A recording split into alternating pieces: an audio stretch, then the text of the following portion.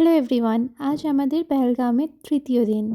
সকাল সকাল আমরা পাখিদেরকে বিস্কুট খাওয়াচ্ছিলাম। New day, new beginnings. আমরা যাচ্ছি ব্রেকফাস্ট করতে। Let me tell you, the pasta was very tasty. Good morning. So this is the outfit of the day.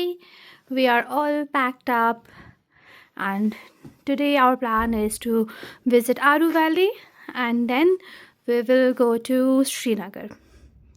I just need to touch up my lipstick. ठीक है। কোথায় যাচ্ছ বাবা? আরু valley.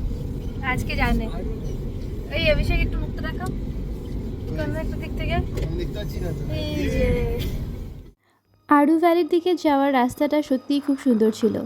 পুরো পথে যেতে যেতে সামনে সবসময় বরফে ঢাকা পাহাড়গুলো দেখা যাচ্ছিল। রাস্তার দুপাশে উঁচু উঁচু গাছ ছিল, কিছু গাছে তখনও পাতা ছিল, আবার কিছু গাছ একেবারেই খালি হয়ে গেছে। আমরা এখানে এই মহাশয়দেরকে কিছুটা রাস্তা ছেড়ে দিলাম, তারপরে আবার জার্নি শুরু হলো। রাস্তা ছিল খুবই মসৃণ আর পরিষ্কার, তাই গাড়ি চলতে বা যেতে কোনো অসুবিধাই হচ্ছিল না। গাড়িতে চলছিল সুন্দর বলিউড সং আর সামনে এত সুন্দর দৃশ্য, সব মিলে ব্যাপারটা একেবারে জমে ক্ষীর। আমি সব কিছু ভীষণ ভিগোরাসলি ডকুমেন্ট করি, কারণ আমার মনে হয় যে আমি এই মেমোরিজগুলো একেবারেই হারিয়ে ফেলবো, তাই এত কিছু। সানগ্লাসটা ভুলে গেছি আমরা। 3598 এটা মনে রাখো 3598। ইয়েস। হ্যালো, আমরা এসেছি আরু ভ্যালিতে। আরু এখানে গতকালকে কিন্তু স্নোফল হয়নি, কিন্তু টেম্পারেচার নেমে গিয়েছিল -8 ডিগ্রিতে। আর সেই কারণেই মাটির উপর ঘাসের উপর পড়ে থাকা শিশির বিন্দুগুলো জমে বরফ হয়ে গিয়েছিল। আর ঠান্ডা ছিল প্রচণ্ড। মনে হচ্ছে রোদ্দুরই দাঁড়িয়ে থাকে, যাওয়ার দরকার নেই। চশমাটা পড়াগাও, সানগ্লাস পরবে? হ্যাঁ, সানগ্লাস পরে একটা ফটো তুলে দিবি চলে। আমি একটু ধরি তোমায়, একটু ধরি। এই আরু ভ্যালি সত্যিই যেন একটা উইন্টার প্যারাডাইস। চারিদিকে বরফে ঢাকা পাহাড়, ঠান্ডা হাওয়া আর একদম শান্ত পরিবেশ। এই সময় যেন পুরো ভ্যালিটা সাদা চাদরে ঢেকে আছে। মাটিতে, পাহাড়ে, গাছের গায়ে সব জায়গায় বরফ দেখা যায়, তাই জায়গাটা দেখতে একেবারে অন্য রকম লাগে। এখানে এসে তো আমাদের আর খুশির ঠিকানা ছিল না।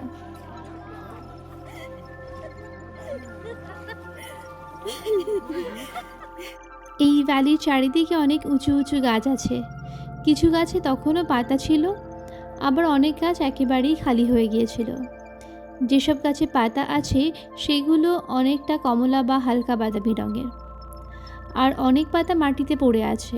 সব মিলিয়ে পুরো জায়গাটা একটা খুব সুন্দর লুক তৈরি করেছিল। এই দিনে আকাশটাও ভীষণই ক্লিয়ার ছিল, জায়গায় জায়গায় একটু একটু মেঘ যেন সরে সরে যাচ্ছিল।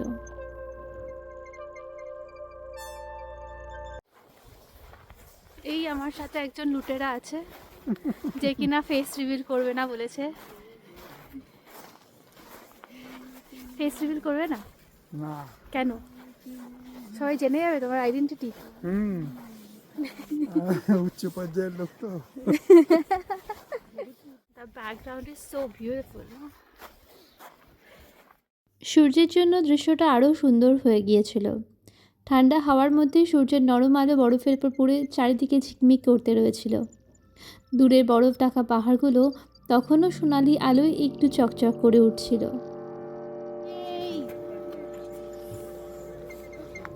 চারিদিকে তেমন কোনো শব্দ নেই, তাই জায়গাটা খুবই শান্ত লাগে। মাঝে মাঝে দূরে কয়েকটা ঘোড়া দেখা যায়, ধীরে ধীরে হাঁটছে বা বরফের মধ্যে দাঁড়িয়ে আছে, কিন্তু রোদটা বরফের ওপর রিফ্লেক্ট করে খুবই চোখে লাগছে মাঝে মাঝে।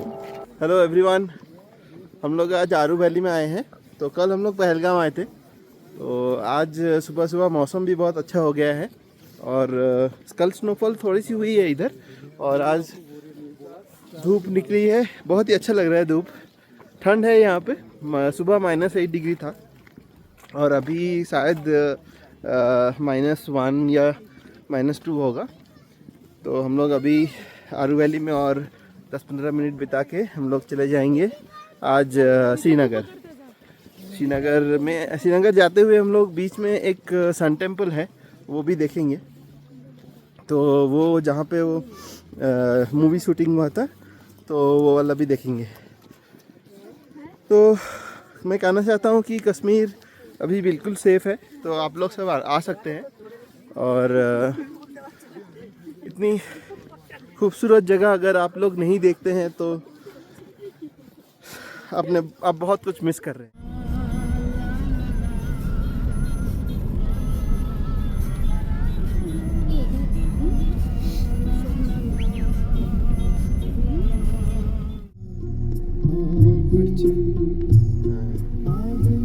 Vultures. আড়ু ভ্যালি থেকে শ্রীনগরের দিকে ফেরার পথে ছোট্ট একটা মন্দির পড়ে। পাহাড় আর গাছপালার মাঝে জায়গাটা খুবই সুন্দর আর নিরিবিলি। মন্দিরের ঠিক পাশেই একটা কুণ্ড আছে। কুণ্ডের জলটা একেবারেই পরিষ্কার, আর সেই জলের ভিতরেই আছে অনেক মাছ। এই কুণ্ডের জলটাই মন্দিরের কাজে ব্যবহার করা হয়। মন্দিরে যারা পুজো করতে আসে তারা এই জলই ব্যবহার করে। মজার ব্যাপার হলো, এই কুণ্ডের জল কাছের মসজিদের মুসলিমরাও নামাজের আগে ওযু করার জন্য ব্যবহার করেন। তাই এই জল দুই ধর্মের মানুষের কাছেই খুবই গুরুত্বপূর্ণ। এই জায়গায় দাঁড়ালে একটা খুব সুন্দর মিলনের অনুভূতি হয়। পাহাড়ের মধ্যে ছোট্ট একটা জায়গা, যেখানে মানুষ ভিন্ন ধর্মের হলেও একই জল ব্যবহার করছে, আর সবাই শান্তভাবে নিজেদের প্রার্থনা করছে। আমরা এখানে হেঁটে হেঁটে চারিদিকে ঘুরে বেড়াচ্ছিলাম, আর এখানে চিনার গাছগুলোতে পাতা তখনও সব পড়ে যায়নি। পাশেই মসজিদে সুন্দর আজানের শব্দ শোনা যাচ্ছিল।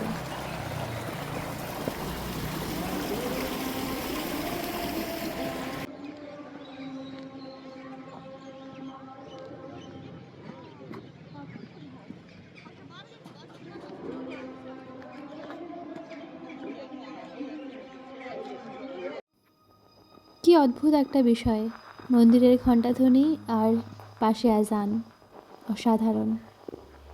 এই জায়গাটা আমার মনে হয় না রেগুলার ট্যুরিস্টরা ইউজুয়ালি ভিজিট করে থাকে। যাই হোক, রোদটা কমে এসেছিল বলে ঠান্ডাটার দাপট একটু বাড়ছিল, তাই আমরা চলে গেলাম সোজা কফি খেতে। জানি না কেন পাহাড়ে গিয়ে দুটো জিনিসের টেস্ট একেবারেই অন্যরকম মনে হয়। এক হলো কফি, অন্যটা ম্যাগি। শ্রীনগরের দিকে যাওয়ার আগে আমরা পৌঁছে গেলাম মার্তান্ড সান টেম্পলে। জায়গাটা একটু উঁচুতে, তাই এখান থেকে পুরো আশপাশের উপত্যকাটা সুন্দর করে দেখা যায়। চারিদিকে খোলা আকাশ, দূরে পাহাড়, আর মাঝখানেই প্রাচীন মন্দিরের ধ্বংসাবশেষ দাঁড়িয়ে আছে। মন্দিরটা পুরোপুরি অক্ষত নেই, অনেকটাই ভাঙা অবস্থায় আছে, কিন্তু তবুও এর ভিতরে ঢুকলে বোঝা যায় একসময় জায়গাটা কতটা বিশাল আর গৌরবময় ছিল। বড় বড় পাথরের স্তম্ভ আর দেওয়ালগুলো এখনও দাঁড়িয়ে আছে, আর সেগুলো দেখলেই মনে হয় কত শত বছর আগে এখানে কত বড় মন্দির ছিল। এই জায়গাটা অনেকের কাছে আরও একটা কারণে পরিচিত আছে। কেন বলো তো? হায়দার সিনেমাটার বিখ্যাত গান বিসমিল এখানেই শ্যুট করা হয়েছিল। সিনেমাটা যারা দেখেছেন তারা খুব সহজেই জায়গাটাকে চিনে ফেলতে পারেন। সেই গানের দৃশ্যগুলোতে এই মন্দিরের স্তম্ভ আর খোলা প্রাঙ্গণ খুব সুন্দরভাবে দেখা যায়। ইতিহাসের দিক থেকেও এই মন্দিরটা খুবই গুরুত্বপূর্ণ। বলা হয় এই মন্দিরটি 8ম শতকে কাশ্মীরের রাজা ললিতাদিত্যা মুক্তাপিড়া তৈরি করেছিলেন। এটা সূর্যদেবকে উৎসর্গ করা একটি বিশাল মন্দির ছিল। তখনকার সময়ে এটি কাশ্মীরের অন্যতম বড় এবং গুরুত্বপূর্ণ মন্দির হিসেবে পরিচিত ছিল। আজকে যদিও মন্দিরটা ধ্বংসবিশেষে পরিণত হয়েছে, তবুও জায়গাটায় দাঁড়ালে একটা আলাদা অনুভূতি হয়। পুরনো পাথরের স্তম্ভ, খোলা আকাশ আর চারপাশে পাহাড় মিলিয়ে মনে হয় যেন ইতিহাসের একেবারে মাঝখানে দাঁড়িয়ে আছি। পেহেলগাম যাওয়ার পথে আমরা যেখানে কাওয়া খাওয়ার জন্য দাঁড়িয়েছিলাম, ঠিক সেই জায়গাতেই আমরা ফেরার সময় লাঞ্চ করলাম।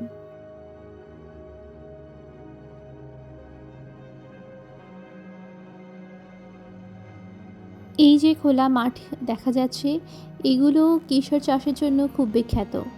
শরতের সময় এই ক্ষেতগুলোতে ছোট ছোট বেগুনি রঙের ফুল ফুটে ওঠে, আর দূর থেকে পুরো মাঠটা যেন বেগুনি কার্পেটের মতো লাগে। ফুলটা দেখতে ছোট, কিন্তু এর ভিতরে যে লাল রঙের সূক্ষ্ম 3টে অংশ থাকে সেটাই আসলে কেশর বা স্যাফরান। এই জায়গাটা পাম্পারে।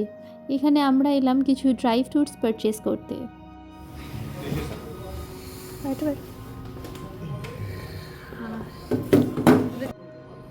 इसमें से 1-2 पत्ती डालो मुंह में, उसको आगे और घास को चबाओ। জানো তো, একটা ফুল থেকে খুবই কম কেশর পাওয়া যায়। হাজার হাজার ফুল থেকে সামান্য একটু কেশর তৈরি হয়। সাধারণভাবে বলা হয় প্রায় 70-80 হাজার ফুল থেকে মাত্র 1 পাউন্ড কেশর পাওয়া যায়। তাই বুঝতেই পারছো কতটা পরিশ্রম আর সময় লাগে। এখান থেকে কয়েকটা জিনিস আমরা পারচেস করলাম। কী পারচেস করেছি সেটা দেখতে আমার মিনি ব্লগসে চলে যেও। আর একটু বলে রাখি যে কেশর চাষের জন্য আবহাওয়া খুব নির্দিষ্ট হতে হয়। খুব বেশি বৃষ্টি বা খুব বেশি ঠান্ডা হয়ে গেলে ফসল নষ্ট হয়ে যেতে পারে। তাই বছরে উৎপাদনও খুব বেশি হয় না। এইসব কারণেই কেশর পৃথিবীর সবচেয়ে দামি মশলা হিসেবে পরিচিত। যাই হোক, আমরা পৌঁছে গেলাম শ্রীনগরের লেক ভিউ হোটেলে। ডাল লেকের একদম পাশেই সুন্দর একটা গোছানো হোটেল। এখানে লোকেদের আতিথেয়তা খুবই অসাধারণ। হোটেল ম্যানেজার থেকে শুরু করে সমস্ত স্টাফেরা। আমরা কিছুক্ষণ এই লবি এরিয়াতে ওয়েট করছিলাম, আর আমাদেরকে ওয়েলকাম ড্রিঙ্কে এরকম সুন্দর করে কাওয়া পরিবেশন করা হয়েছিল। This is my second cup of kahwa in the day. আমাদের রুমগুলো ছিল লেক ফেসিং, আর এটা হোটেলের মেন বিল্ডিং থেকে একটু আগেই রয়েছে। আর যে বিল্ডিংটাতে আমাদের রুমটা ছিল সেই বিল্ডিংটা তুলনামূলকভাবে একটু পুরনো। Well, 404, room not found. But still, I found this room. And this room is very well decorated and really cozy.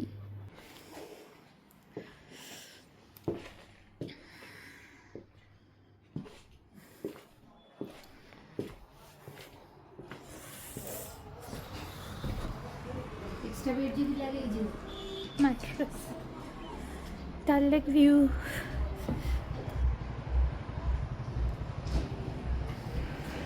Mom, Dad. So আমরা ডিনার করতে চলে এসেছি। আজকের ভিডিওটা এই পর্যন্তই থাক। দেখা হচ্ছে পরের ভিডিওটা। দেখো আমরা নেক্সট কী করতে চলেছি। চলো, টাটা।